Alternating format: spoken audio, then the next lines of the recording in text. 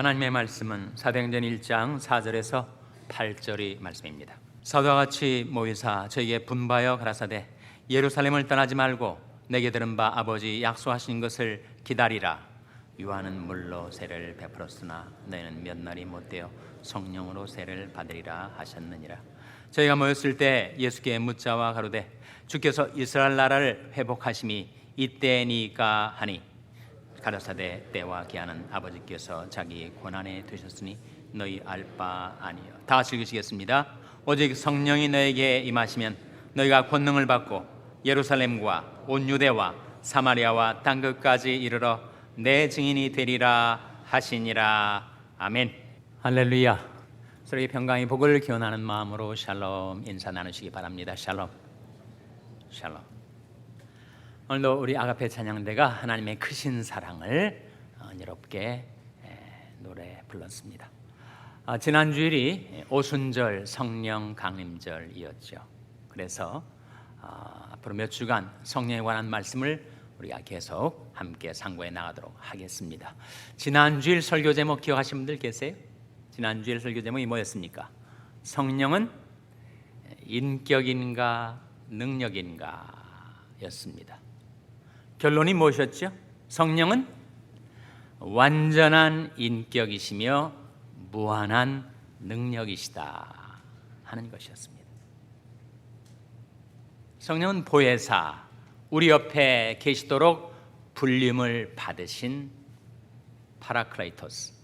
성령께서 늘 우리 곁에 계셔서 우리를 지켜주시고 위로해 주시고 도와주시고 인도해 주시는 성령은 완전한 인격이며 무한한 능력이심을 우리가 함께 상고해 보았습니다.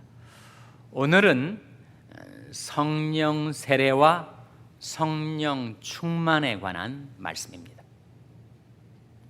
성령 세례에 대해서 들어보셨습니까? 성령 세례가 무엇인가?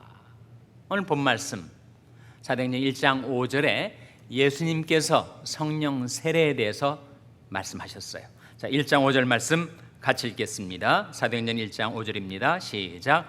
요한은 물로 세례를 베풀었으나 너는 몇 날이 못되어 성령으로 세례를 받으리라 하셨느니라. 예수님의 말씀입니다. 요한은 물로 세례를 베풀었으나 너는 몇 날이 못되어 성령으로 세례를 받으리라. 성령 세례에 대해서 말씀하시는 거예요. 아직 미래의 시제로 말씀하셨습니다.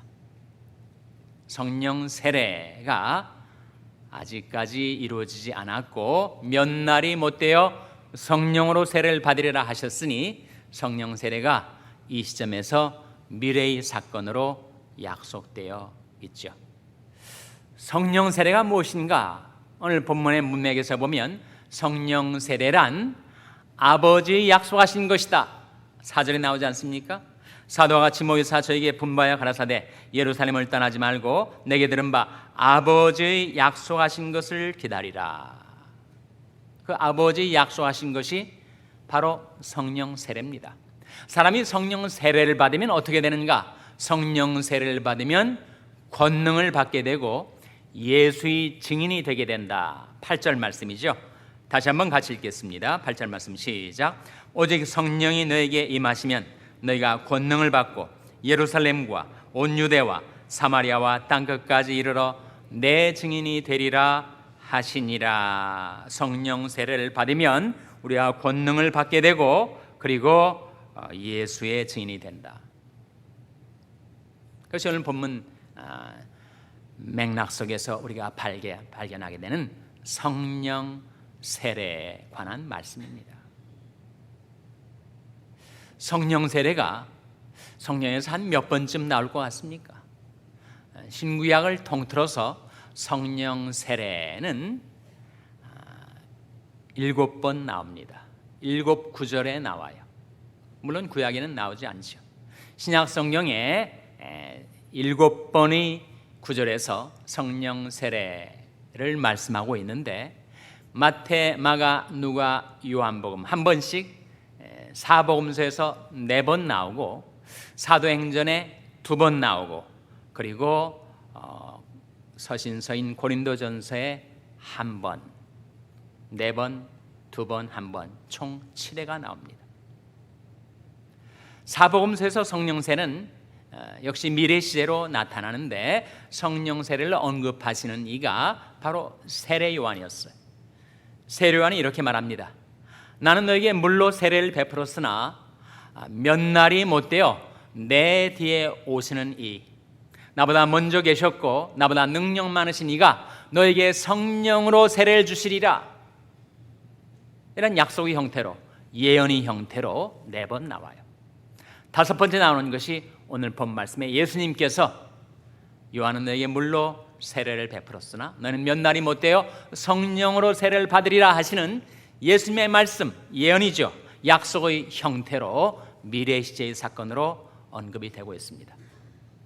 그리고 6번째 성령 세례에 대한 언급이 사도행전 11장 16절에 나오는데 여기서 말하는 이는 시몬 베드로가 고넬료 집 사건을 회상하면서 요한은 물로 세례를 베풀었지만 주님께서 우리에게 성령으로 세례를 주시리라 하시던 말씀이 내가 생각났노라. 즉 성령 세례의 사건이 이미 이루어진 과거의 사건으로 회상되고 있습니다. 따라서 사도행전 1장과 11장 사이에 모종의 성령 세례의 사건이 있었음을, 그래서 1장에서는 미래의 시제로 11장에서는 과거의 시제로 언급되고 있는 이 성령 세례의 사건이 언제 일어난 것입니까? 바로 오순절 성령 강림절. 성령이 강림하심으로써 교회가, 그리스도의 몸된 교회가 탄생하게 된 사건, 그것이 바로 성령 세례 사건이라는 겁니다. 성령으로 세례를 받아서 그리스도의 몸된 교회로 연합되고 그리스도와 연합되게 된 사건, 그것이 바로 성령 세례 사건이다. 역사적으로는 그렇게 보여주고 있고 교리적으로는 고린도전서 12장 13절에 7번째 성령 세례에 대한 언급이 나오는데 이런 말씀, 물론 바울 서신이에요. 우리가 유대인이나 헬라인이나 종이나 자유자나 다 한 성령으로 세례를 받아 한 몸이 되었고 다 한 성령을 마시게 하셨느니라. 거기에 성령 세례에 대한 언급이 나오죠. 유대인이든 헬라인이든 종이나 자유자든 우리가 다 한 성령으로 세례를 받아 한 몸이 되었고, 이 한 몸이 뭐예요? 이 한 몸이 바로 그리스도의 몸된 교회를 말합니다. 앞선 6번의 사건은 예언과 회상의 형태로 역사적으로 일어났던 사건 속에서 성령 세례에 대한 언급이었다면, 이 고린도전서 12장 13절의 서신서 고린도전서에 나타난 이 성령 세례는 교리적으로, 원리적으로 성령 세례란 무엇인가? 우리가 아무리 서로 달라도 다 한 성령으로 말미암아 세례를 받아 한 몸이 되는 것이다 라고 했을 때 우리가 그리스도의 몸, 그래서 교회로 연합되게 되는 사건이 바로 성령 세례요. 사람이 성령 세례를 받으면 그리스도와 아무런 상관이 없었던 사람이었는데 성령으로 말미암아 그리스도와 연합되게 된다. 우리가 그러지 않습니까? 우리 하나님도 모르고 하나님이 살아계신 것도 모르고 하나님 우리를 사랑하시는 것도 모르고 세상 속에 하나님과 상관없이, 그리스도와 상관없이 살아가던 자였는데 오늘날 내게 들려온 복음, 그 복음 속에 임하시는 예수 그리스도를 내가 믿었더니 성령이 내게 임하여 나를 그리스도의 몸된 교회와 연합시켜 주고 그리스도와 연합시켜 주게 된 사건, 이게 성령 세례 아닙니까? Baptism with the Holy Spirit이라고 하는 베프티즘의 의미는 연합이란 말이죠. 성령으로 교회와 연합되고 성령으로 예수 그리스도와 연합되게 되는 것, 그것이 바로 성령 세례입니다. 그렇기 때문에 성령 세례는 일생일대 딱 한 번 있는 사건이에요. 단회적인 사건입니다. 반면에 성령 충만은 반복적인 사건. 한 사람이 신앙인 크리스찬인 삶 속에서 계속적으로 반복적으로 이루어지는 사건입니다. 성령 세례가 성경에서 총 7회 나왔다면 성령 충만은 성경에서 성령 충만이라고 언급된 것만 찾아도 총 15회가 나옵니다. 사도행전 2장 성령 강림절 날 120문도 120 성도들이 마가의 다락방에 모여서 성령 충만을 받지 않았습니까? 근데 사도행전 4장에 들어가면 그들이 핍박 앞에서도 복음을 전파할 때 그들이 성령 충만을 받습니다. 아니 성령 충만 한번 받았으면 되지 또 받나? 그런데 같은 사도행전 4장에 더 나아가면 그들이 함께 모여서 하나님 앞에 기도할 때 그때 또다시 성령 충만을 받아요. 이렇게 나타나기 시작한 성령 충만은 성경에서 총 15회. 이미 성령 충만을 받은 자라도 또다시 성령 충만을 받게 되는 것을 성경은 증거하고 있습니다. 그렇다면 성령 충만은 무엇인가? 성령 충만은 자기에게 현재 주어진 과제, 그것을 성공적으로 수행할 수 있도록 하나님께서 능력을 부어주시는 사건이 성령 충만이다. enablement. 내게는 그런 능력이 없어서 그 과제를 수행할 수가 없었는데 성령이 내게 충만히 임하셔서 성공적으로 그 일을 수행해 나갈 수 있도록 능력과 재능의 부어짐, 그것이 바로 성령 충만이라는 거예요. 그러니 초대교회 그리고 예수님을 따르던 제자들이 계속해서 새로운 과제가 주어질 때마다 그 과제를 잘 감당하도록 하나님께서 성령 충만을 부어주신 거죠. 그들이 사명의 길에서 이탈하지 않고 계속 그 사명의 길에 꾸준히 정진해 갈 수 있도록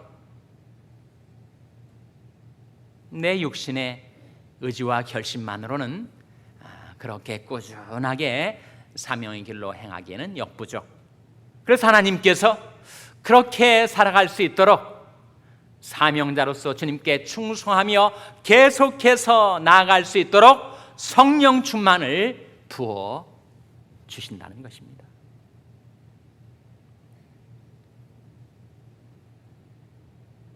그래서 성령의 세례는 단회적인 사건, 성령의 충만은 계속적인 사건, 반복적으로 이루어지는 사건입니다. 그런데 그런 과제, 그런 사명을 수행하도록 성령 충만을 부어주신 것이 계속 반복이 되고 거듭되다 보니까 그 사람의 인격이 성령으로 충만케 돼서 변하게 된다는 거예요. 그 일, 과제만 성공적으로 수행하는 것이 아니라 예전에는 그렇게 죄에 쉽게 매이고 굴복하고 그리고 자기 욕망을 따라 자기의 고집을 따라 살던 내가 이제는 성령의 인도를 따라 살게 되고 점차로 예수의 인격을 닮아 하나님의 형상을 닮아 변화되어 가게 되는 것, 그것이 바로 성령 충만의 결과입니다. 주는 영이시니 주의 영이 계신 곳에는 뭐가 있다고요? 자유함이 있느니라. 죄에 매여서 살던 인생이었는데 성령이 임하자 죄의 결박이 두두둑 다 끊어져 버리고 떨어져 버리고 내가 자유함을 누리게 되었다. 주는 영이시니 주의 영이 계신 곳에는 자유함이 있느니라. 성령이 계신 곳에 자유함이 있습니다. 우리가 다 수건을 벗은 얼굴로 거울을 보는 것 같이 주의 영광을 보매 저와 같은 형상으로 하여 영광으로 영광에 이르니 곧 주의 영으로 말미암음이니라. 정말 사람이 변화되는 것이 얼마나 어려운 일입니까? 내 심령, 내 인격, 내 심보가 변화된다는 것이 지난한 일인데 성령이 임하시면 내게 변화가 이루어진다는 거죠. 그래서 우리가 주님의 영광을 바라보며 살아갈 때 주님의 형상을 닮아 우리가 새롭게 변화되어 가는데, 그것은 바로 주의 영으로 말미암음이니라. 성령으로 말미암음이니라. 바나바라는 인물이 나옵니다. 사도행전 11장에 보면 바나바라는 인물을 통해서 안디옥 교회가 생겼어요. 그리고 바나바라는 인물을 통해서 안디옥 교회가 크게 부흥을 했습니다. 근데 24절에 바나바는 착한 사람이요 성령과 믿음이 충만한 자라, 이에 큰 무리가 죽게 더하더라, 그런 말씀이 나와요. 인간 안에는 다 악이 있고 독이 있는데 성령으로 변화된 바나바는 착한 사람, 성령과 믿음이 충만한 사람, 그런 신앙 인격, 그런 그릇이 준비되자 주께서 안심하고 많은 무리들을 그 교회에 맡기게 되었다는 말씀 아닙니까? 일시적인 과제와 사명을 수행하기 위한 성령 충만이 아니라 아예 그것이 반복적으로 이루어지다 보니까 이 사람 바나바는 믿음과 성령, 성령과 믿음이 충만한 자가 되었다. 그것이 한 사건이 아니라 한 상태, 지속적인 인격의 상태로 성령 충만이 나오고 있습니다. 도합 15번 성령 충만이 성경에 나와요. 성령 세례와 성령 충만, 성령 세례는 그리스도의 몸된 교회와 연합되고 그리스도와 연합되도록 성령께서 그에게 임하시는 사건, 그 일생일 때 딱 한 번 이루어지는 사건이라면, 성령 충만은 내게 주어진 과제, 내가 걸어갈 사명의 길, 그것을 계속 갈 수 있도록 반복적으로, 계속적으로, 지속적으로 성령 충만이 내게 임하여 나의 인격이 예수 그리스도의 인격을 닮아 변화되어 가는 것, 사명 감당할 수 있는 능력 얻게 되는 것, 그것이 바로 성령 충만이라는 것입니다. 성령 세례와 성령 충만의 차이, 여러분 이해가 되십니까? 네, 그렇게 이해를 하시면 되겠습니다. 그렇다면 어떻게 해야 성령 세례를 받고 어떻게 해야 성령 충만을 받는가? 정말 궁금한 일 아닙니까? 그것이 오늘 말씀을 통해서 우리가 풀어야 될 과제입니다. 성령 세례는 어떻게 받는 거예요? 성령 세례는 이렇게 받는 것이라고 사도행전 2장 38절에 나옵니다. 너희가 회개하여 각각 예수 그리스도의 이름으로 세례를 받고 죄 사함을 얻으라. 그리하면 성령을 선물로 받으리니. 성령 세례입니다. 성령 세례는 어떻게 받는다고요? 회개하고 예수 믿을 때 성령 세례를 받아요.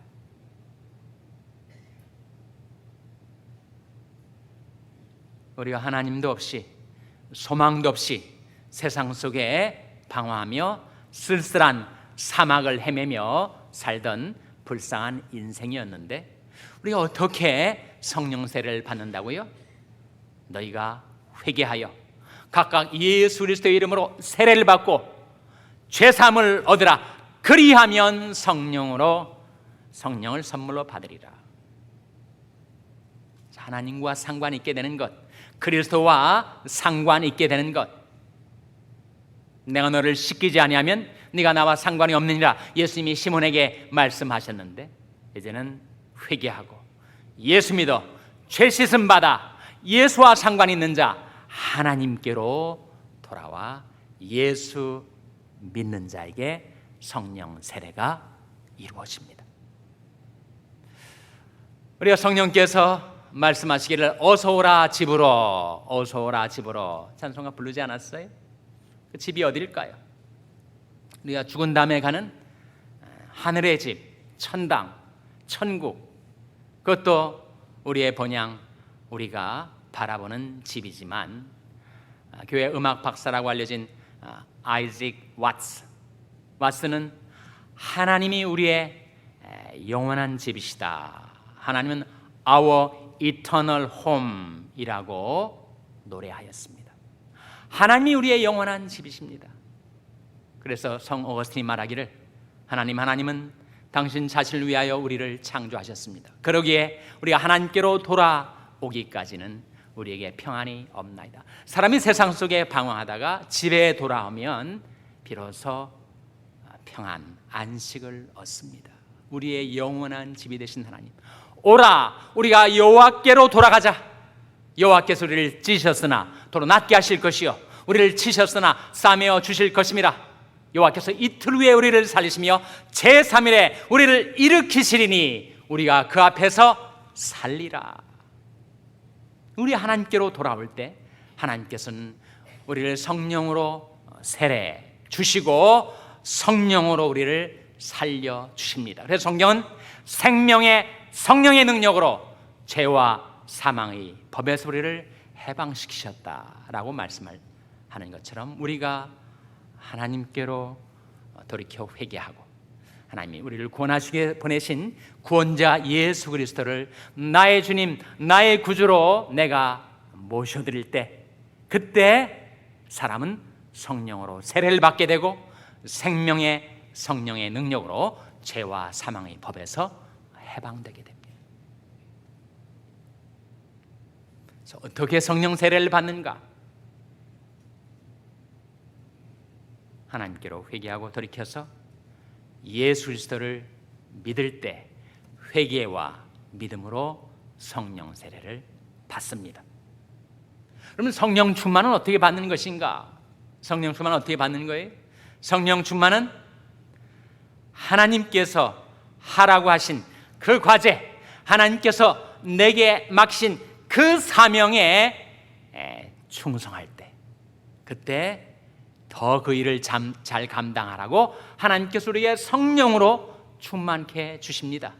하나님이 나사렛 예수에게 성령과 능력을 기름 붓듯 하셨음에 저가 두루 다니시며 착한 일을 행하시고 마귀에 눌린 모든 자들을 고치셨으니 이는 하나님이 함께 하셨습니다.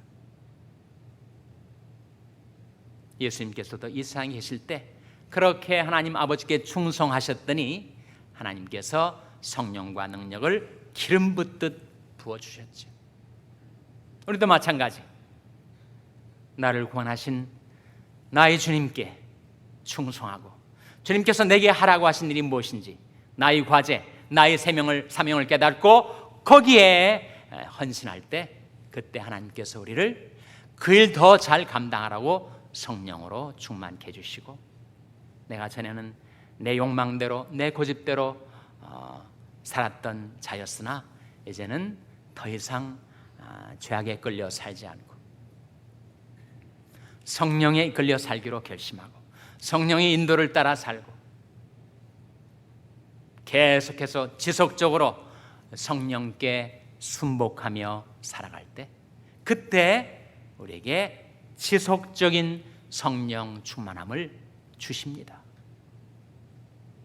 그래서 에베소 5장 18절 말씀 가운데 술 취하지 말라, 이는 방탕하는 것이니 오직 성령의 충만을 받으라 하는 말씀이 나오지 않습니까? 그것이 또 한 가지 성령 세례와 성령 충만의 차이예요. 성령의 세례를 받으라 라는 명령은 나오지 않습니다. 반면에 성령의 충만을 받으라 라는 명령은 나옵니다. 왜 그럴까요? 성령의 세례는 회개하고 예수 믿었을 때 그때 성령 세례를 받은 것이기 때문에, 그러나 성령 충만은 앞으로도 계속해서 내가 받고 살아야 할 것이기 때문에, 왜 성령 충만을 술 취함에 비유를 했을까요? 사람이 술이 취하면 평소에 조용했던 사람도 목소리도 커지고 고성방가도 부르고, 왜 그럽니까? 술 기운에 의해서 움직이니까. 사람이 술에 취하면 술 기운에 이끌리고 술 기운에 지배를 당하고 술에 취해 사는 것처럼, 우리가 성령 충만을 받으면 성령의 기운에 이끌리고 성령의 기운의 지배를 당하고 성령의 능력 가운데서 살아가게 되기 때문입니다. 그래서 우리가 지속적으로 받아야 하는 것, 내가 한번 성령 충만한 받았다고 이제는 됐다, 더 이상 나에게는 필요 없다 아니라 성령 충만은 내게 주어진 사명이기를 계속하기 위하여 내가 하나님의 형상 예수의 인격을 닮아 계속해서 변화되기 위하여 지속적으로 받아야 하는 것이 성령 충만이요, 성령 충만은 내가 성령을 대상으로 조작하고 움직이는 것이 아니라 내가 성령의 대상이 돼서 성령께서 나를 사로잡으시고 생포하시고 이끌어가시고 나를 주도하시고 인도하시는 것이 성령 충만이다. 성령 세례는 회개하고 예수 믿어 받는 것이고, 성령 충만은 내가 성령의 인도함을 따라 순복하며 주님께 충성할 때 하나님께서 더 잘하라고 내게 성령 충만을 반복적으로 부어 주시는 것입니다. 우리 오늘 공동회를 열어서 장로를 선출을 합니다. 과연 어떤 사람을 장로로 선출해야 할 것인가? 사도행전 6장 3절에 나오지 않습니까? 너희 가운데 성령과 지혜가 충만하여 칭찬 듣는 사람 7을 택하라. 우리가 이 일을 저희들에게 맡기고 우리는 기도하는 것과 말씀 전하는 것을 전무하리라. 초대교회에 재직을 세울 때 어떤 사람을 재직으로 세웠다고요? 성령과 지혜가 충만한 사람. 그래서 교인들에게 칭찬받는 사람, 그들을 지도자로 세웠더니 교인들이 안심하고 지도자들에게 맡기고 따르게 되었다. 그래서 초대 예루살렘 교회가 분열이 파동 앞에서 재직들을 세움으로써 그 교회가 통합이 되고 일치가 되고 계속 부흥 가도를 달리게 된 거 아닙니까?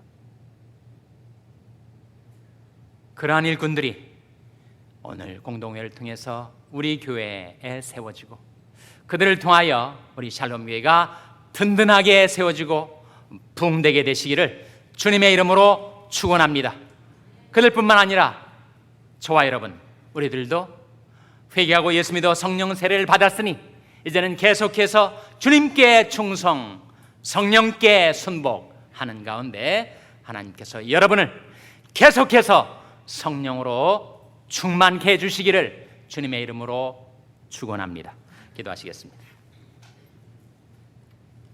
하나님 아버지, 하나님 앞에 나온 저들에게 하나님의 말씀을 가르쳐 주시고 깨닫게 해주신 것을 감사드립니다. 저들이 다 서로 다른 사람들이었으나 한 성령으로 세례를 받아 한 몸이 되게 해주신 하나님, 이제 성령 세례를 받은 저희들이 날마다 하나님께 헌신하고 순종하고 충성함으로 저희들에게 맡겨진 사명을 감당하고 우리 주 예수의 인격을 닮아 날마다 새롭게 변화됨으로 성령 충만, 성령으로 저희들을 충만케 하여 주시옵소서. 이 모든 말씀 예수님의 이름으로 기도하옵나이다. 아멘.